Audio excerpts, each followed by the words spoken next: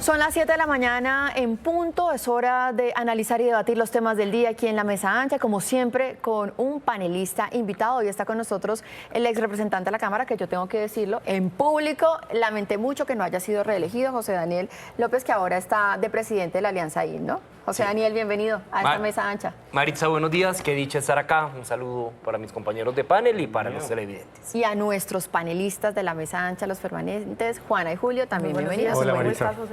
Muy bien, feliz de estar acá. Bueno, vamos a arrancar hablando del tema del ELN. Ayer finalmente el comisionado de paz anunció que quedan suspendidas las negociaciones hasta que no haya una señal inequívoca del ELN de voluntad de paz. Es decir, no es como le habíamos quizá entendido al presidente de la República que quedan cerradas, sino que queda abierta otra vez una ventanita. Pero ¿qué es una señal inequívoca si el ELN lo que viene es en un proceso de expansión, confinando comunidades en Chocó, atentando contra la infraestructura petrolera, atentando contra batallones? Julio.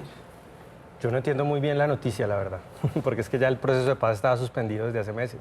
Es decir, ¿desde hace cuánto? La mesa de pues estaba suspendido, o sea, no estaba activo. Entonces el gobierno dice, se suspende el proceso de paz con el ELN, pues no veo cuál es la noticia. Dice, se puede reactivar si hay una señal inequívoca de voluntad de paz del ELN, y también me preocupa mucho esa expresión, porque, a ver, históricamente, ¿qué ha significado eso?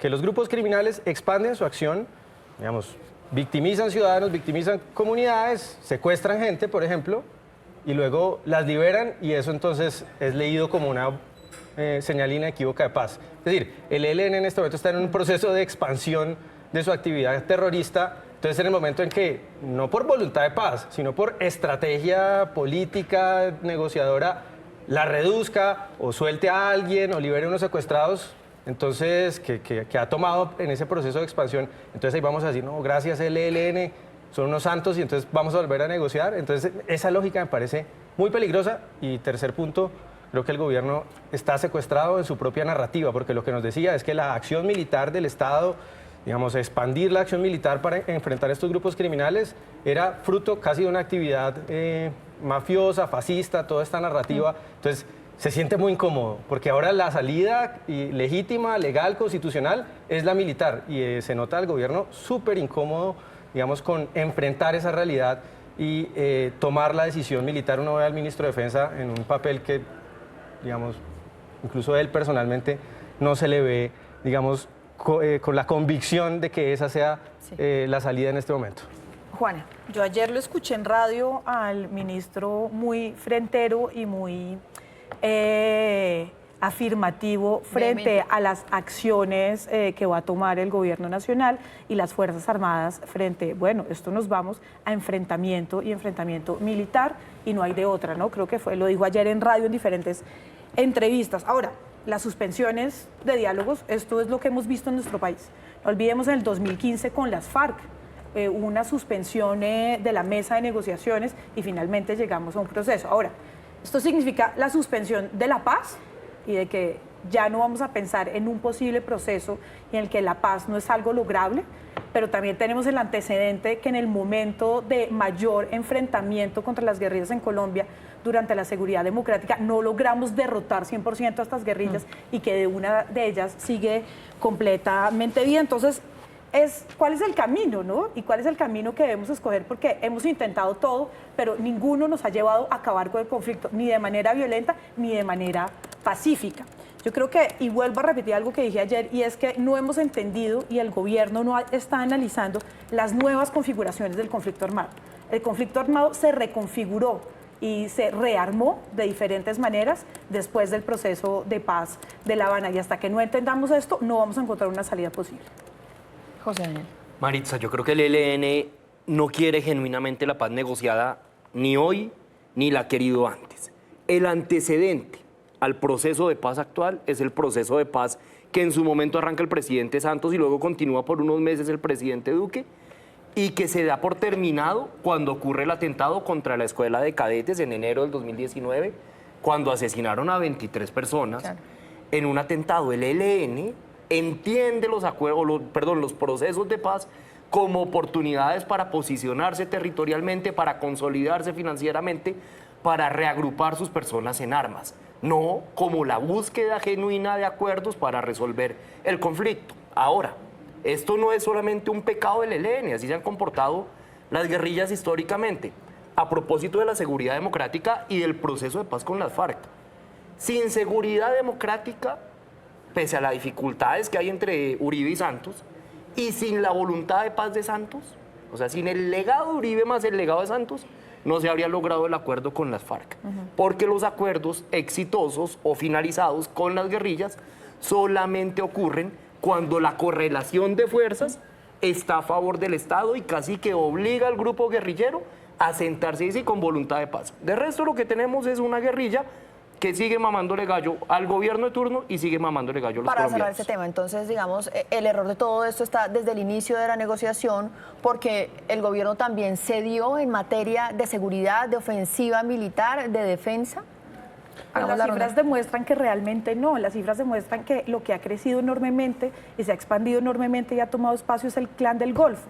Lo que pasa es que el ELN en este momento ha podido hacer unos actos terroristas inmensos y fuertísimos y esto causa un remesón en la mesa y un remesón en la opinión pública enorme porque, o sea, está matando gente. Entonces eso no pasa y no puede pasar desapercibido. Entonces se ve como si fuera todavía más fuerte de lo que realmente está en el control territorial. Sí había un ambiente de condescendencia, casi de camaradería en la mesa, entre los dos lados de la mesa, que no eran adversarios ideológicos.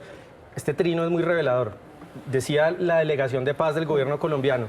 La delegación del gobierno de Colombia en la mesa de diálogos con el ELN saluda la culminación del 6º Congreso de esta organización rebelde. Es un trino de la cuenta oficial de la delegación del gobierno de Colombia que negociaba con el ELN, saludando, digamos, una organización, el Congreso es una organización delictiva. Eso revela que aquí no había, digamos, dos partes enfrentadas ni política ni ideológicamente, sino que había un ambiente de camaradería y eso en una negociación es terrible. Y por eso es que en algún momento el presidente dijo que eso se podía negociar en 3 meses. Pues yo creo que el gobierno genuinamente ha buscado acuerdos de paz, tanto con el ELN como con otras organizaciones en armas, y estoy seguro que ahí hay una buena intención por parte del gobierno. El tema es que el camino transitado no es ese. Sin fortalecimiento de la fuerza pública, sin confianza en el ejército, sin resultados concretos que limiten, que arrinconen a estas organizaciones criminales, es muy difícil que ellas tengan verdadera voluntad de paz. Pasemos a nuestro siguiente tema y es la terna para procurador, que finalmente pues ya queda conformada con la decisión que se hará formal por parte de la Presidencia de la República de que su candidato es Gregorio El-Hash, una persona que estuvo dentro de la lista de la Corte Suprema, que no estaba en la lista inicial que tenía la Presidencia de la República, pero que al final muchos dicen en un cabezazo el presidente se juega esa carta. ¿Cómo queda esa terna? Muchos dicen, bueno, hasta ayer el virtual ganador era Germán Barón Cotrino, pero Gregorio El-Hash entra a pesar mucho. ¿Cuáles son esas pujas de poder que se empiezan a dar? José Daniel, usted que es congresista, que fue congresista, que conoce el manejo allí dentro del Capitolio, pero que además viene de Cambio Radical, es decir, conoce a Luis Felipe Henao y a Germán Barón Cotrino, que son estos otros dos jugadores. Maritza, lo primero, y esto cambia un poco lo que había pasado en las elecciones de procurador, es que el presidente no va a tener procurador propias tropas, como ocurrió en los últimos 2 gobiernos. Recordemos que con Santos, el último procurador es Fernando Carrillo, que venía de su gobierno y es una persona, digamos, cercana al presidente Santos, y con Duque la procuradora es Margarita Cabello, que era su ministra de Justicia. Pero no fue ternada por él. Pero termina ganando con el apoyo decidido del gobierno. Hoy el presidente está, en mi opinión, tratando de firmar un empate ante las dificultades que tendría de tramitar un candidato más cercano. Acepta como ternado aparentemente a un secretario del Senado que lleva 12 años, que le ha dado garantías a los distintos sectores, que es querido en el Congreso, pero que tampoco la va a tener fácil y yo tampoco creo que esto esté resuelto. Germán Barón fue senador varios años, yo no conocí en el Congreso un tramitador en el mejor de los sentidos, más ágil, con mayor credibilidad de proyectos de ley sensibles, un muy buen abogado, Luis Felipe Henao, que fue ministro, que trabajó en el Ministerio del Interior y de Justicia antes o más bien cuando estaban en una sola cartera, un tipo de buenas formas, bien relacionado. Yo creo que acaba de haber una pelea pareja, en donde, claro, el apoyo del gobierno es una de las variables definitivas, pero también es muy importante, y con esto cierro, entender que la decisión del presidente de ternar a Gregorio El-Hash se da en el marco de unas tensiones muy fuertes que hay entre el presidente y la Corte Suprema de Justicia, que tuvieron su último incidente cuando el presidente habló en términos desobligantes del presidente de la Corte Suprema, y la Corte acaba de no ternar a Gregorio, y el presidente sí termina haciendo. Juana, Julio, no, yo le cedo la palabra. pero no, yo le quiero preguntar a Juana una cosa y es, ¿para qué hacer en la presidencia de la República todo un montaje de que hacemos una convocatoria, de que presenten sus hojas de vida, estos son los finalistas, si al final lo que se va a terminar escogiendo es un jugador político, que ni siquiera está dentro de esas huestes petristas? La política no es meritocrática y nunca lo ha sido. O sea, esto es una fantasía de vamos a hacer una política meritocrática en un país que los delfines son senadores, se hereda el poder de padre a hijo, de sobrino, de tía, entre familias, hablamos de clanes políticos. Entonces, estar hablando de vamos a hacer una convocatoria meritocrática es una payasada y todos sabemos que no funciona así. Sabemos que además en esta elección particularmente y en esta terna particularmente hay una puja política del presidente contra Germán Vargas Lleras y Cambio Radical. O sea, que este es el enfrentamiento que estamos viviendo, que es una gran oportunidad perdida. Yo como mujer digo una oportunidad perdida para que hubiéramos tenido una procuradora un poco más a la izquierda tal vez una mujer feminista que nos diera también garantías y respetara los derechos de las mujeres, contrastando lo que tuvimos con Ordóñez en su momento, que estaba totalmente en contra de nosotras y nuestras libertades. Pero no, esto se reduce a la pelea política en este momento. Me parece que el candidato del presidente tiene un buen chance de ganar, como hablamos ahorita con José Daniel. Finalmente el Congreso es el que elige y el Congreso lo adora. Sí. Julio.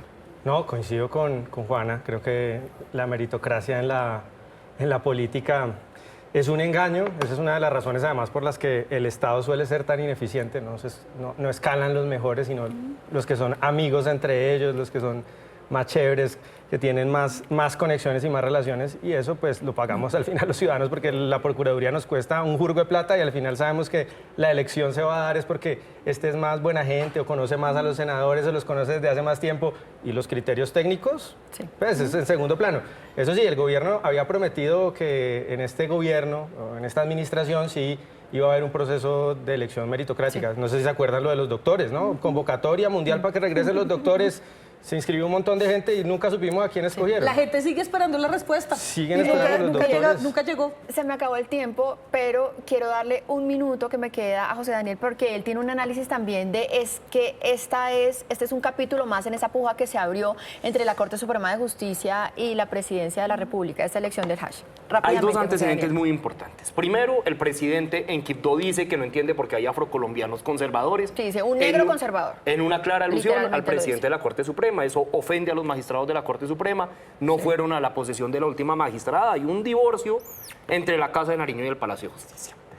Segundo, cuando la Corte Suprema terna a Germán Barón, Gregorio El Hash no saca ningún voto en la Corte Suprema y al día siguiente el presidente lo terna. Entonces puede pasar, no estoy diciendo que esta sea la realidad, que esto se convierta en un pulso de poder entre el gobierno nacional por un lado y la Corte Suprema por el otro. El gobierno controla los recursos, tiene, digamos, su capacidad que todos conocemos de incidencia en el Congreso, pero la Corte Suprema es el juez natural de los congresistas y eso también es muy relevante. Bueno, pues vamos a ver en qué termina todo esto. José Daniel, muchísimas gracias por estar con nosotros y por madrugar, invitado en próximas oportunidades, y por supuesto a Juana y a Julio también.